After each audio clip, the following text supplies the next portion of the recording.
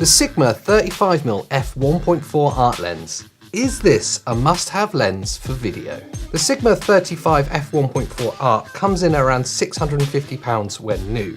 We were lucky enough to pick this up for £450 used from the guys at London Camera Exchange. At that price point, this lens represents a must-have upgrade to your lens bag. The lens is part of Sigma's Pro Level series art lenses, so not for your first timers, but for those looking to take an upgrade in image quality or for just the general quality of gear that you're using. And with that in mind, every part of this lens oozes quality. It's a 35mm prime lens, and all prime means is that it's a fixed focal length. Now that comes with certain advantages, the disadvantage being that you can't zoom. It is designed for Canon's full-frame cameras. It will, however, fit on any of Canon's APS-C sized DSLRs or an adapted mirrorless. On an APS-C sized sensor, you're going to get a 1.6 times crop. And all that really means is that this 35mm lens becomes a 56mm. Being a super fast art lens, this has a maximum aperture of f1.4, so super wide open. It can stop all the way down to f16 and has a minimum focus distance of 30 centimeters. But with all that said, let's jump in and look at the good bits of the Sigma 35mm f1.4 art. Now the build quality, it's the first thing you notice when you open any new bit of equipment, and the build quality with this lens is absolutely phenomenal. It oozes quality and it feels premium in every aspect. Now when you jump into any pro level lens, be it a Canon L series or a Sigma art, you're always going to notice how heavy they are. And heavy is good, heavy is reassuring, heavy feels like it's a premium product.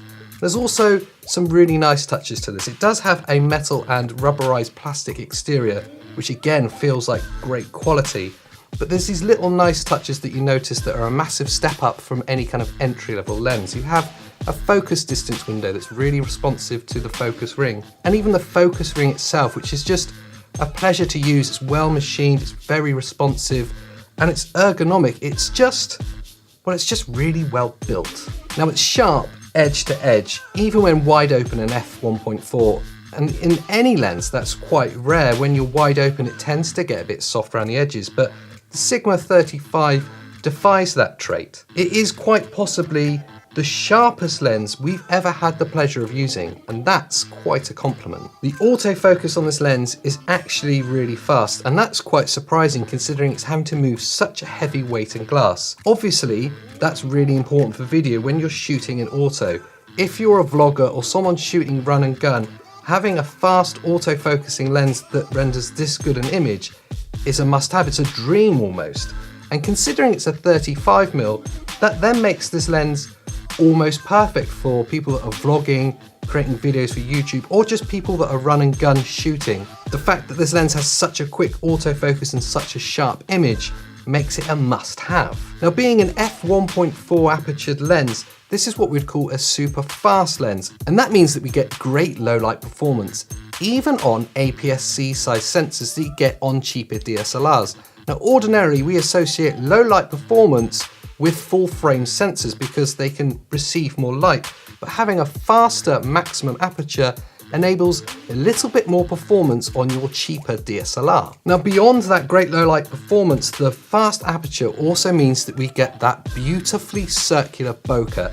It has 9 aperture blades, which helps make a really beautiful creamy texture to that bokeh as well, and gives a depth of field that you would only normally associate with full frame cameras on any APS-C size sensor as well.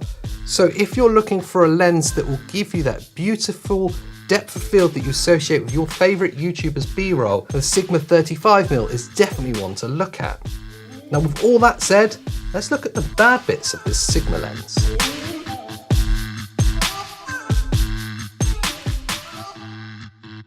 Now when a lens is this good optically and priced at such an awesomely competitive price point, it's hard to find bad points about it. And in truth, this list of bad points is me being super picky, but I do have to put something here.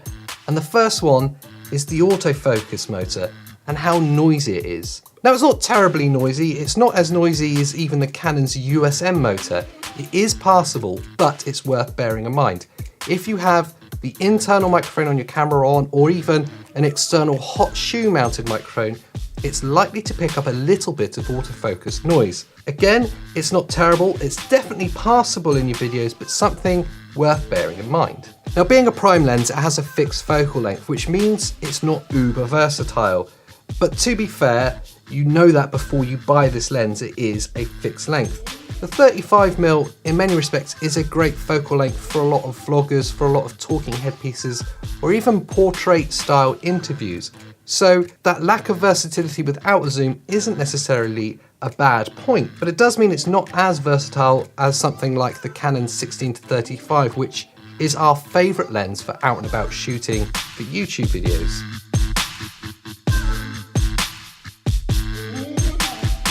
In summary, this lens really has to be used to be believed. It's truly a wonder of the video making world, and at this price point is a show-stopping must-have upgrade for filmmakers of any type. The stunning image quality, the low light performance, and the beautiful bokeh, even on cropped APS-C size sensors, is really a marvel and makes this lens really a no-brainer for anyone looking to upgrade that makes video of any type. Now, if you'd like to learn more about this lens, there's links below. And whilst you're down there, why not consider subscribing to our channel or even joining our Filmmakers Club, our monthly club where you get access to our filmmaking assets such as our copyright-free music library to help you on your video making journey. Now, that's been my grab and go review of the Sigma 35mm f1.4 art lens. Thanks for watching, and I'll see you next time.